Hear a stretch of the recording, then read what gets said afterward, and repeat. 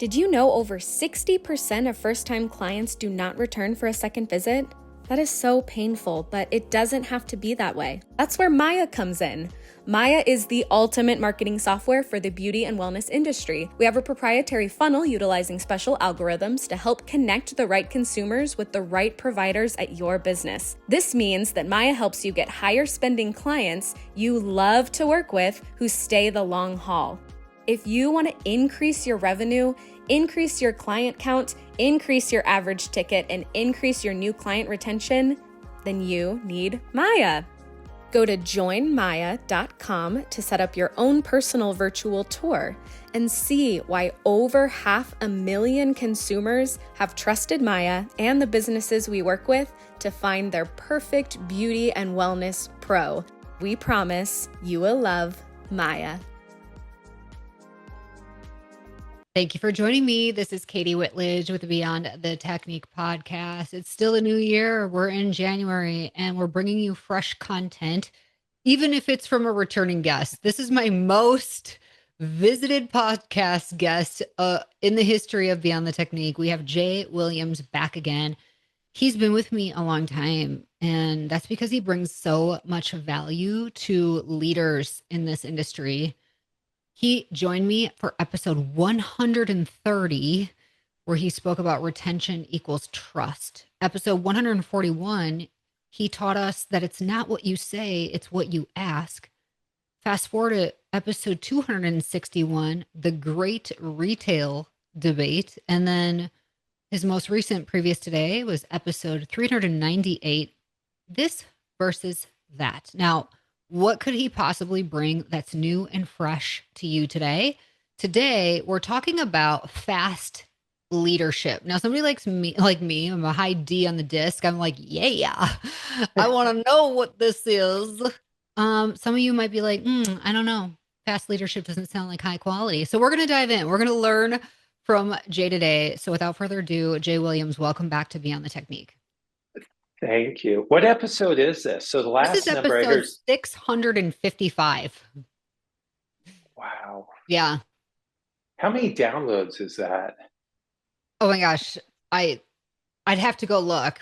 It's hopefully over 600,000. I think we average over 6,000 listens per episode, something like that, or maybe it's per month. I have to go look. Wow. I should know those KPIs off the back of my tongue. But once you get over 500,000, what does it matter, right? Congratulations. Well, thank you.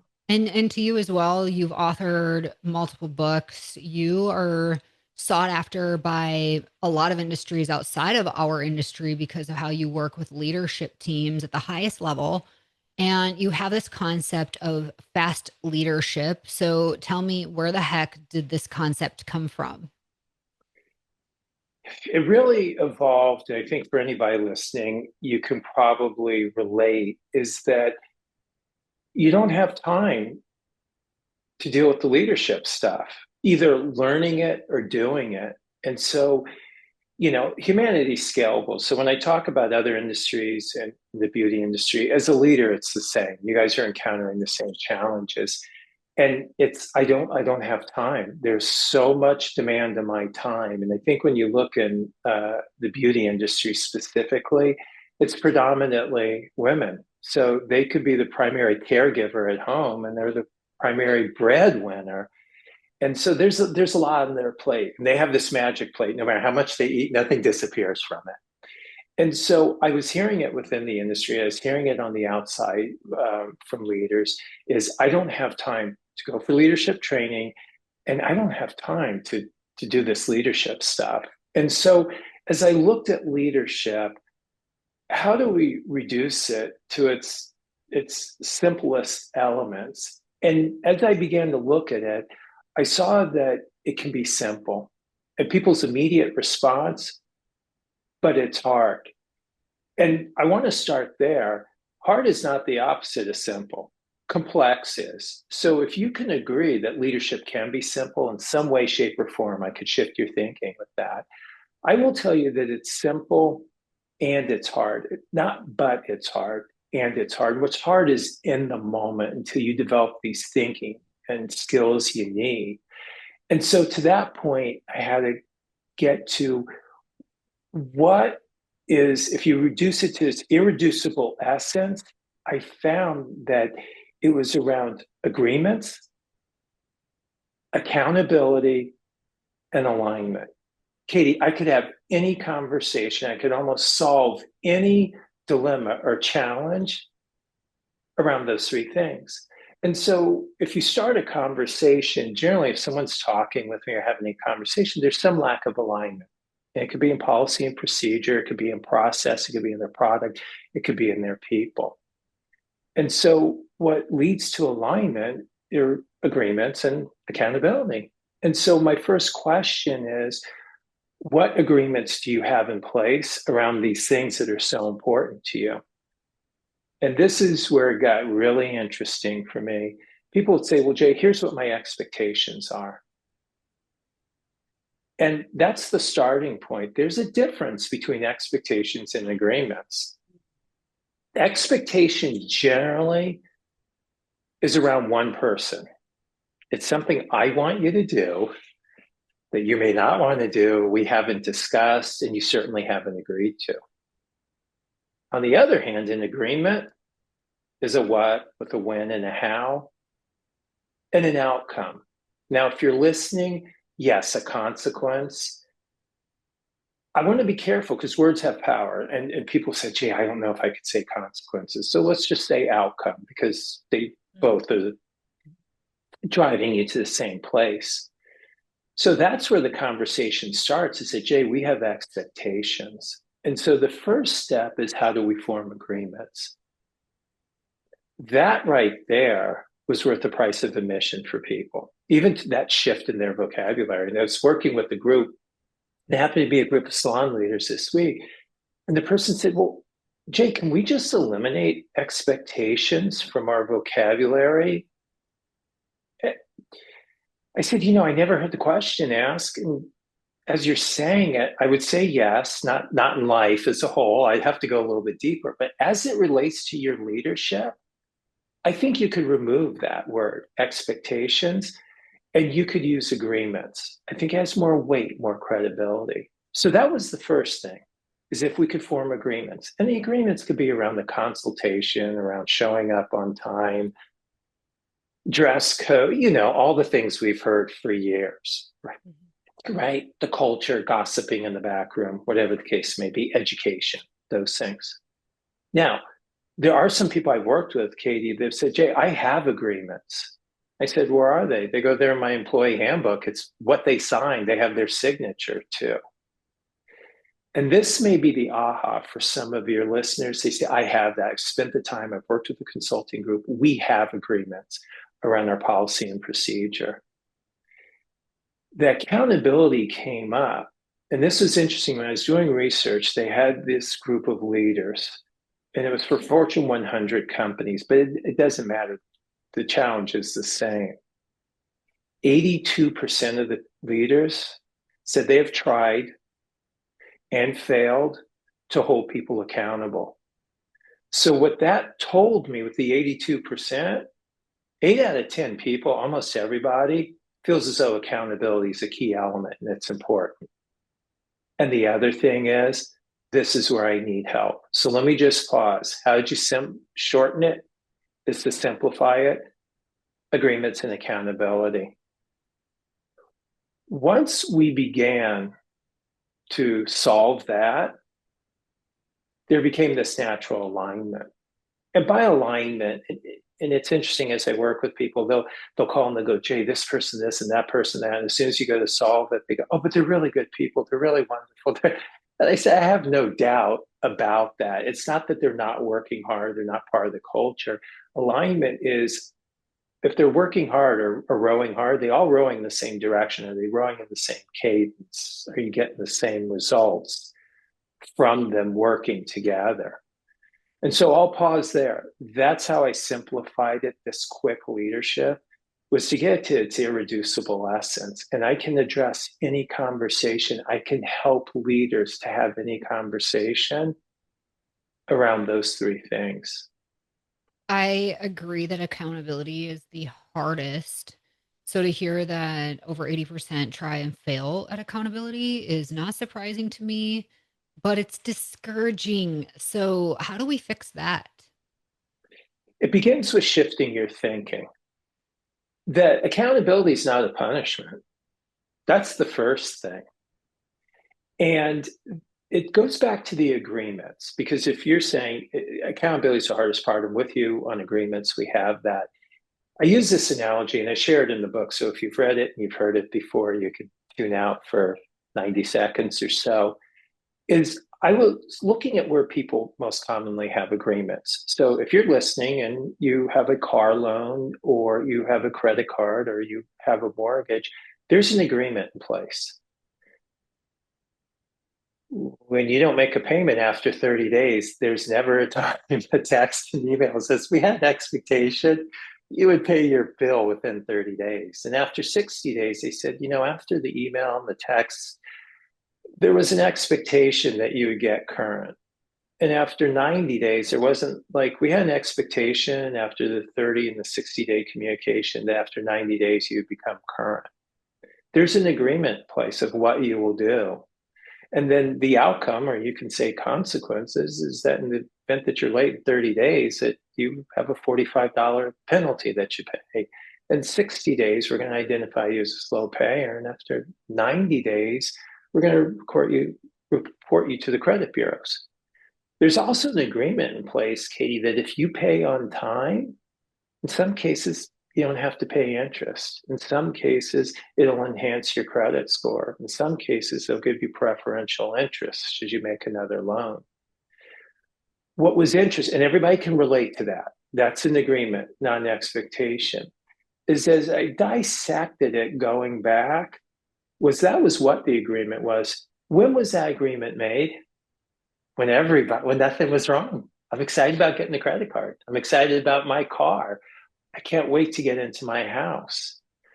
These agreements, I think it's imperative. Now, you can hit reset at the end of this call and you can go back. I want you to know that.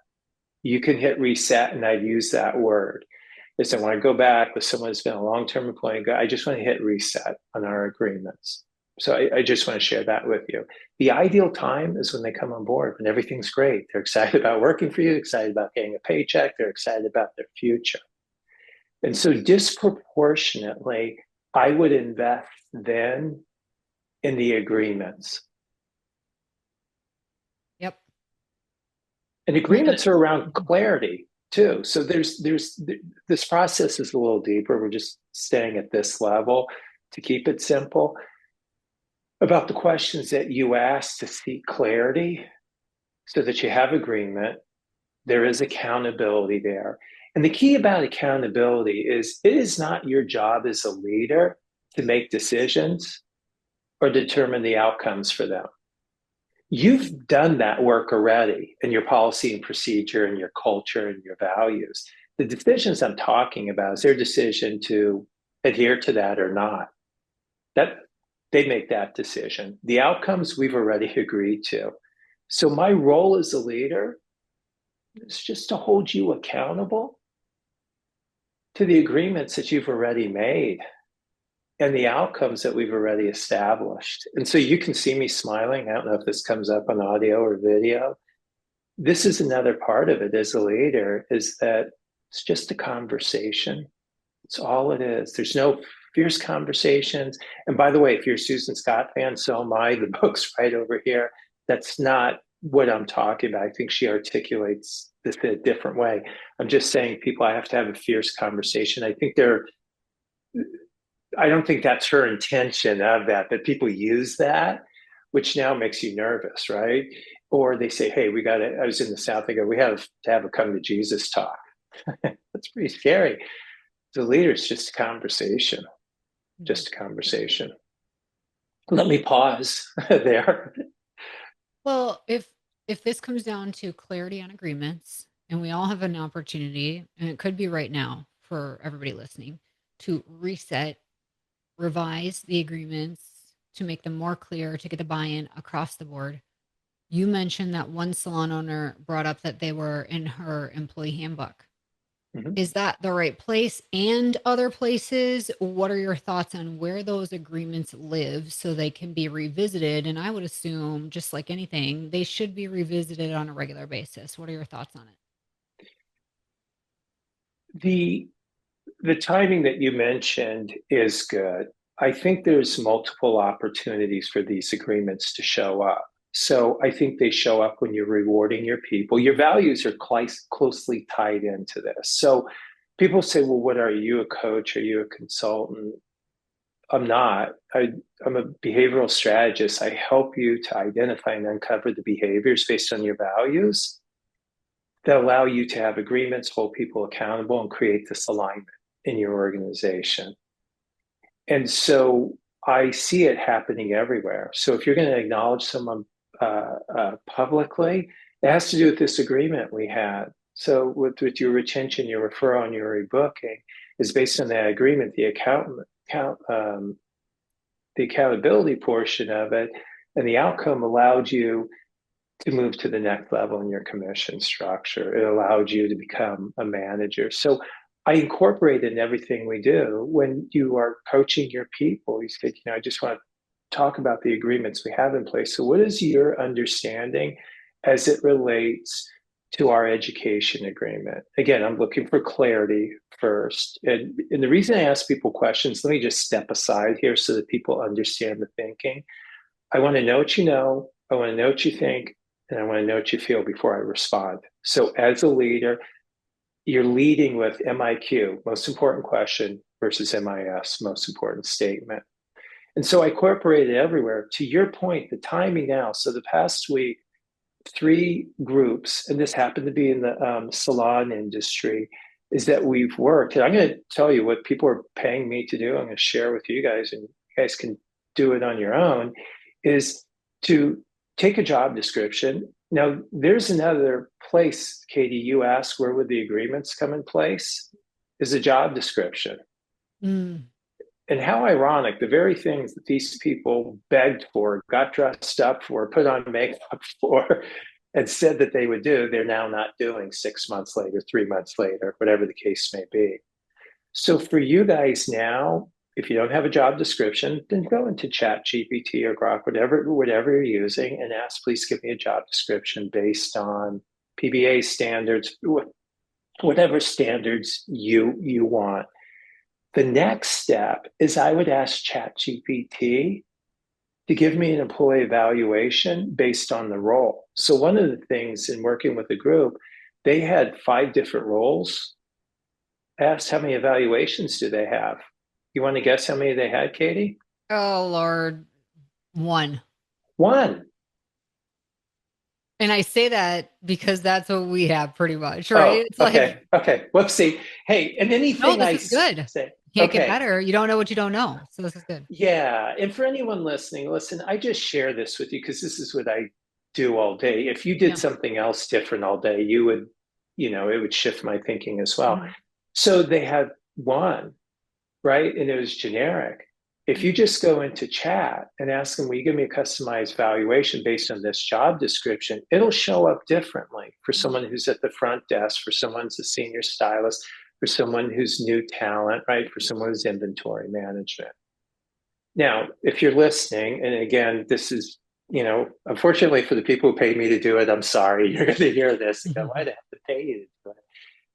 The next step in that was to take your website and incorporate that in also. So as you're doing the job description, let me put in my website, let me put this into the evaluation. So I'm making an assumption there that your values, Katie, are somewhere showing up in this website. And either you state it as values. I'm not a mission vision person, not because I don't believe they're right. Mine is more of a promise than anything. So our purpose and promise is what you'll hear me use. This would show up in your job description, and this would show up in the evaluation. Now, here's the kicker for everybody, and this will be the GWP, the gift with purchase, is to put in emotional intelligence into your evaluation. The number one challenge that people are having now have more to do with people's EQ than their IQ. So if you just put, now that you've done my evaluation, will you now give me the 4 components of emotional intelligence? Wow. So if you're talking about self-awareness, how many of you listening, and how many, Katie, with your people, would you love to have a conversation around self-awareness? Look at your people, you go, oh my God, do you ever look in the mirror? Not even for the way you look, but the way you sound and you act. What if that was part of the conversation now that you could form agreements? Is on a scale of 1 to 5, where would you say you are as far as your self-awareness?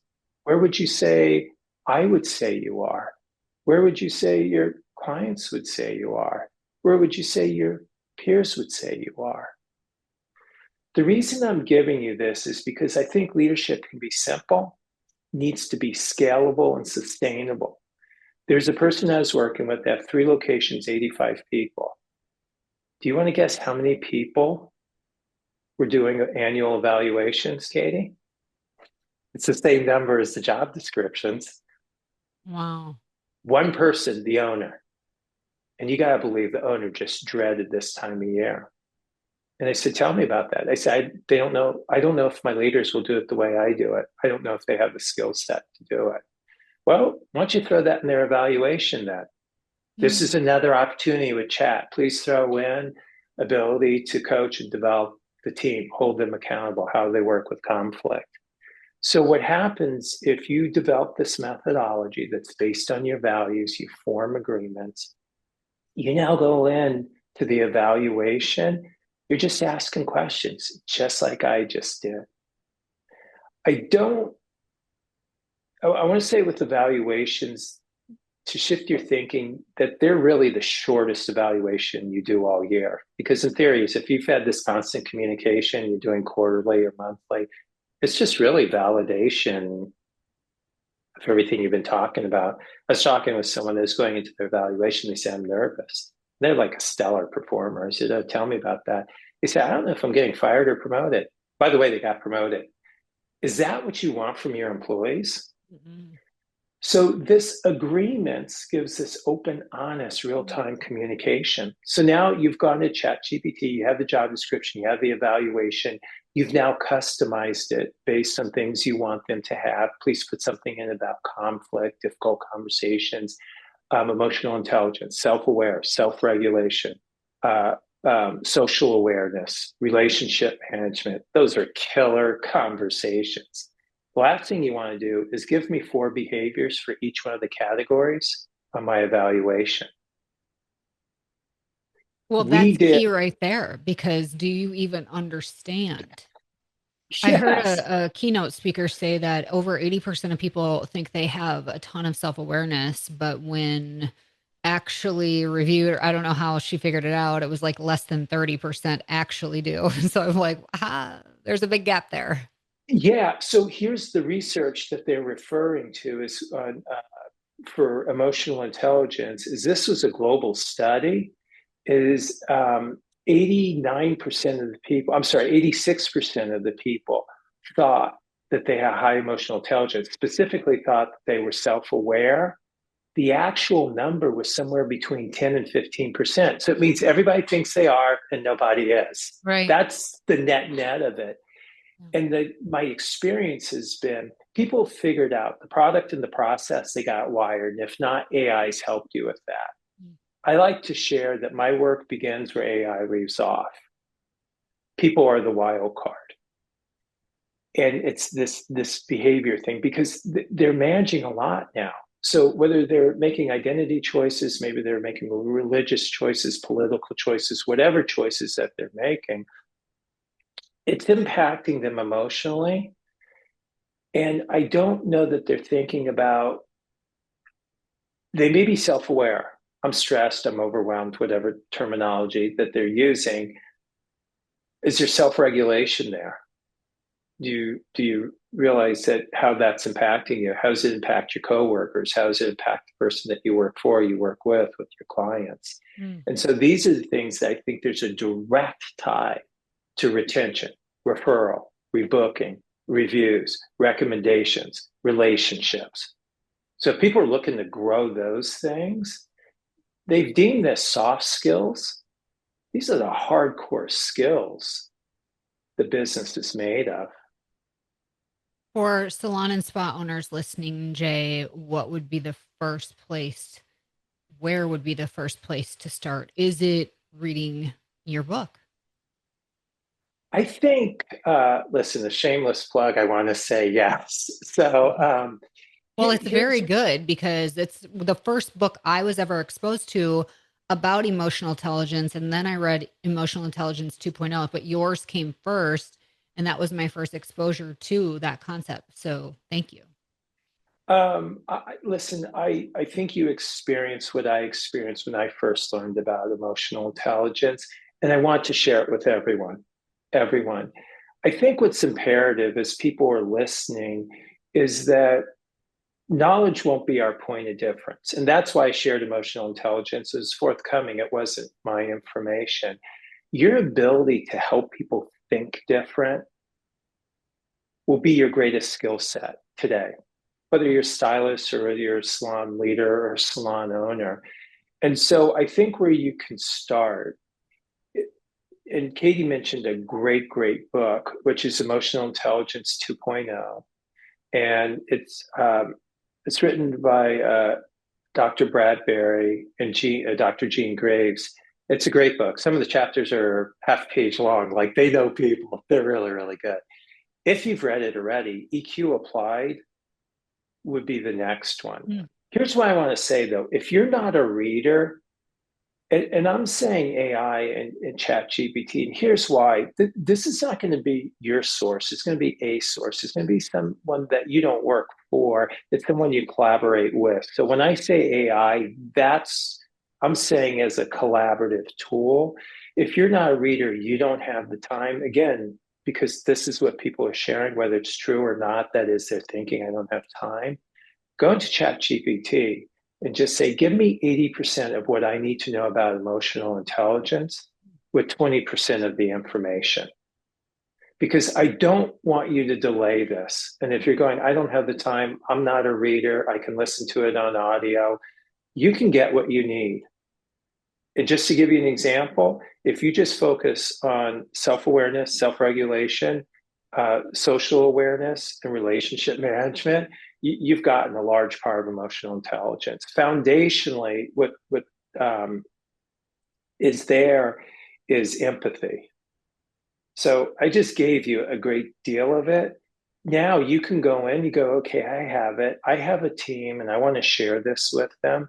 Can you give me examples of behaviors in the salon industry that would demonstrate each and every one of those things? By the way, if anyone does this for a living, I'm not saying not to go to that person. That may be your modality for learning, by the way, that you need to have someone else. And thank God you do. That keeps me employed. But if you feel as though that you can learn on your own, this is how I would use AI. So that's where I'd start. The second thing I would do is look for some assessment. So when you talk about Emotional Intelligence 2.0, if you purchase that book, there's a link to an assessment in there. And it will tell you where you are in each one of those areas. Even better, it'll tell you what you can do to grow your emotional intelligence. And here is a differentiator with emotional intelligence, like EQ versus IQ, is your emotional intelligence can grow and grow and grow and grow, and your IQ is fixed. And studies have shown that 70% of the time, the person with the higher emotional intelligence outperforms their counterpart with the higher IQ. So that's the compelling case for doing it. So that'd be the second thing is once you read about it and you practice, just hold up a mirror, get some feedback, information and data to improve your performance for your people. So that'd be the second place I go. And then Jay, how can everybody listening connect with you? Which, by the way, we'll have in our show notes all the previous episodes that Jay has joined us for, his website. And I just want people who are like, you know what, I want either this one-on-one leadership coaching or I want access to some of your resources. Where can they connect with you? They can connect with me at thejwco.com. So thejwco.com. And if you want to go on there, there's two things. Katie, believe it or not, some people like listening to me, but not talking to me. So there is JAI on my website. So for whatever reason, you guys, I don't know that I need to have a conversation. I would like to know you're thinking about. You can type in any question, and just like ChatGPT, as it relates to what I do, not where babies come from or anything like that, it will give you an answer. So that's one tool that's available. There are 3 quizzes that we have on there.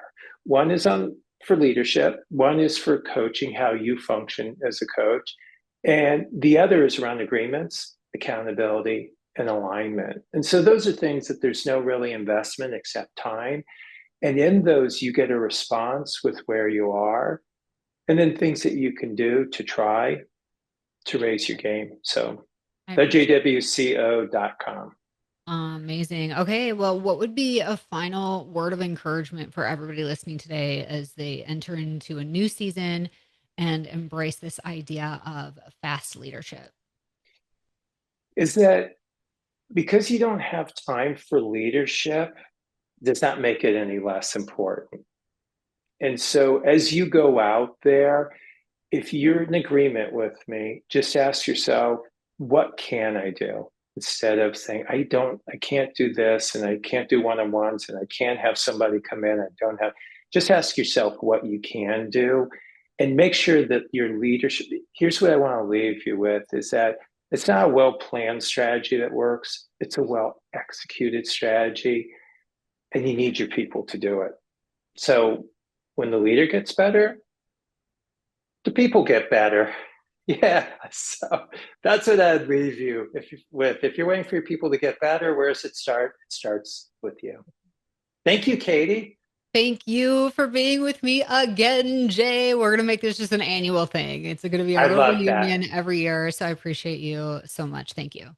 Thank you. And thank you all for joining us here week after week. If you love this platform, please take a moment, leave us a 5-star review wherever you're listening so that more people like yourself will discover Beyond the Technique, where we're here to change the way that you are supported in your business. Until next time, have an awesome day and stay strong.